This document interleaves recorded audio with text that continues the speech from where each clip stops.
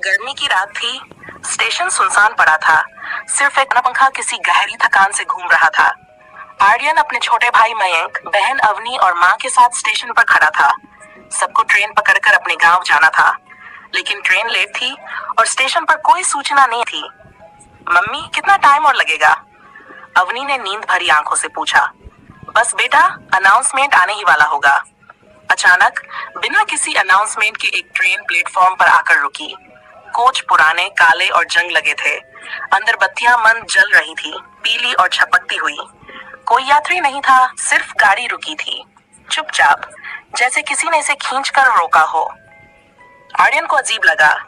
ये हमारी ट्रेन नहीं है मम्मी, अनाउंसमेंट भी नहीं हुआ और ट्रेन नहीं आएगी, और यही टाइम है, माँ ने कहा और बच्चों को लेकर ट्रेन में चढ़ गई। डिब्बे अंदर से सड़े हुए लकड़ी की तरह महकते थे। हर खिड़की से बाहर सिर्फ धुंध दिखती थी। जब ट्रेन चली तो किसी ने भी ध्यान नहीं दिया कि वो कहाँ जा रही है। थोड़ी देर बाद मयंक ने खिड़की से देखा। स्टेशन पीछे जा रहे थे, लेकिन एक स्टेशन बार बार लौट कर आ रहा था। भैया, हम वहीं से बार बार गुजर रहे हैं, वही बोर्ड, शून्य प्लेटफॉर्म, लेकिन ऐसा कोई प्लेटफॉर्म इस स्टेशन पर था ही नहीं। तभी डिब्बे के लाइट्स झपकने लगे। टिक टक, टिक टक। हर झपकती रोशनी में कोई काला साया नजर आता, कभी खिड़की के पास, कभी दरवाजे पर। अवनी सहमी हुई मां से लिपट गई। वो कोई देख रहा है। एक ठंडी सांस, जैसे किसी ने बहुत पास से फूंक मारी हो। आर्यन पलटा। वहां कोई नहीं था, लेकिन सीट पर धूल से एक हाथ का निशान बना हुआ था, जैसे कोई वहीं बैठा हो अभी अभी। माँ ने घबराकर कहा, इस ट्रेन में कुछ सही नहीं है, ये कोई सामान्य गाड़ी नहीं है। और तभी ट्रेन की स्पीड अचानक तेज हो गई, इतनी तेज कि खिड़कियों से सिर्फ अंधेरा दिखने लगा। अगले ही पल डिब्बों में दरवाजे अपने आप बंद हो गए।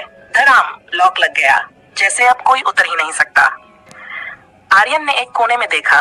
एक बूढ़ी औरत बैठी थी, सफेद साड़ी, झुका सिर। वो पहले वहां नहीं थी। उसकी सांसें गहरी और गूंजती हुई थीं। आर्यन ने धीरे से पूछा, आप कौन हैं? बूढ़ी औरत ने सिर उठाया।